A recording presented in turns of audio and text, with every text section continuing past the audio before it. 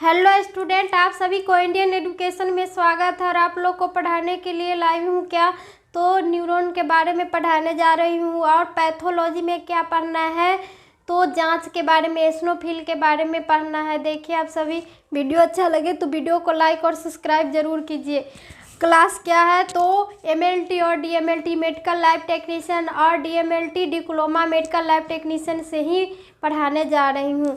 तो देखिए, human anatomy and physiology of nervous tissue and तंत्रिका तंत्र। नर्वस टिश्यू को ही क्या कहेंगे, तो तंत्रिका तंत्र कहते हैं। तो फिजियोलॉजी में किसके बारे में पढ़ना है, तो एसनोफिल जांच के बारे में पढ़ना है। फिजियोलॉजी में जांच आते हैं तो एसनोफिल के बारे में ही पढ़ना है। तो ह्यूमन एनाटॉमी, ह्यूमन एनाटॉमी मानव शरीर रचना विज्ञान। ह्यूमन एनाटॉमी में क्या होते हैं कि मानव के शरीर में जो रचना का अध्ययन होता है वह क्या कहलाता है, ह्यूमन एनाटॉमी। इसमें क्या आएगा ह्यूमन एनाटॉमी में, तो तंत्रिका ऊतक।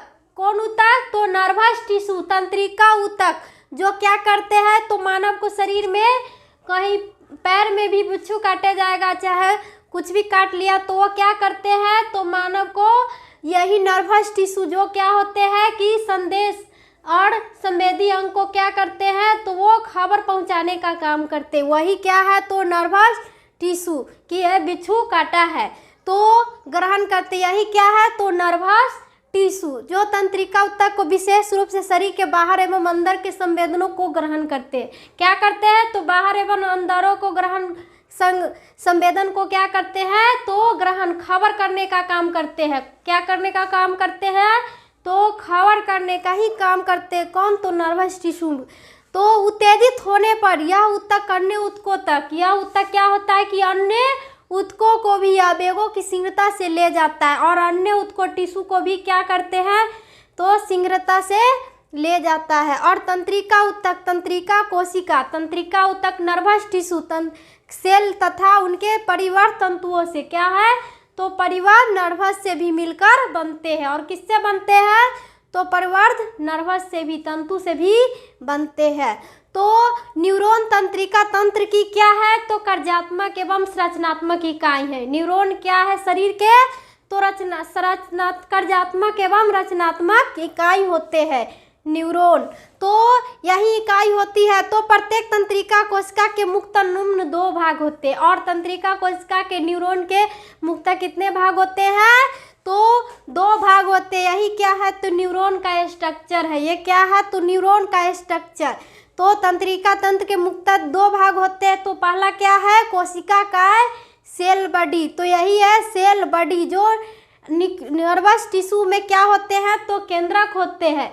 केंद्रक में ही क्या होगा, तो ये सेल बॉडी होते हैं। यहाँ पर क्या होते हैं, तो सेल बॉडी होते हैं। और बीच में क्या है, तो वो न्यूक्लियस होते हैं। और यहाँ पर जो नीचे मुँह आया हुआ भाग को क्या कहते हैं, तो ये एक्सॉन होते हैं। और ये डेंड्रॉन होते हैं। और ये क्या हो जाएगा, तो डेंड्राइट, जो जड़ वाला भाग होगा नीचे का वो क्या हो जाएगा, तो डेंड्राइट। यही क्या है, तो न्यूरॉन जो खबर करने का और संवेदी अंग क्या करता है, संवेद को पहुंचाने का ही काम करता है मानव को शरीर में, वह क्या कहलाएगा, तो न्यूरॉन कहलाता है। तो ये तंत्रिका कोशिका के 2 भागों, कोशिका का सेल बॉडी और प्रवर्ध प्रोसेस। तो इसमें क्या होते हैं प्रोसेस में, तो ये हो गया अच्छे तंतु एक्सॉन। और दूसरा नंबर क्या है, तो पार्श्व तंतु डेंड्राइट। और दूसरा नंबर क्या है, तो पार्श्व तंतु डेंड्राइट। तो यही है एक्सॉन और डेंड्राइट। तो क्या होगा कि ह्यूमन फिजियोलॉजी, ह्यूमन फिजियोलॉजी किसको कहते हैं, तो ह्यूमन फिजियोलॉजी जो शरीर के बाहर एवं भीतर के ही संवेदनाओं को ग्रहण करता है। ह्यूमन फिजियोलॉजी में क्या होता है कि शरीर के बाहर एवं भीतर के संवेदनों को ग्रहण करता है। शरीर के बाहर और संवेदन को क्या करता है, तो ग्रहण करता है। तो यही है गया क्या, तो न्यूरॉन जो संवेदनों को क्या होता है कि मानव के शरीर में जो क्या चीज का काम करता है, तो खबर करने का काम करता है। तो वही हो गया न्यूरॉन। तो पैथोलॉजी, पैथोलॉजी में जांच आती है। पैथोलॉजी में क्या आती है, तो जांच, जो एसिनोफिल के बारे में कैसे जांच होगा, इसिनोफिल के कारण क्या बीमारी उत्पन्न हो जाती है।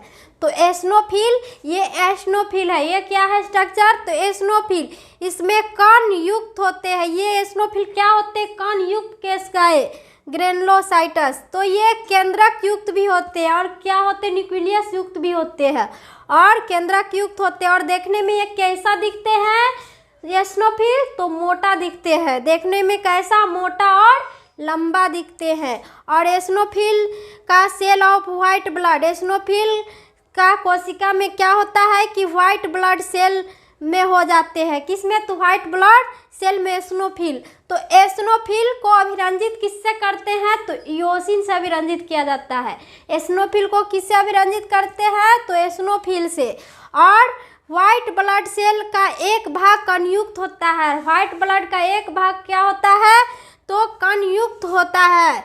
तो eosinophil cell of white blood में कितना आएगा एसिनोफिल, तो एसिनोफिल 100 से 600 तक, 100 से 600 तक, और 600 से बढ़ जाने पर ही दमा की बीमारी होगी एसिनोफिल के कारण।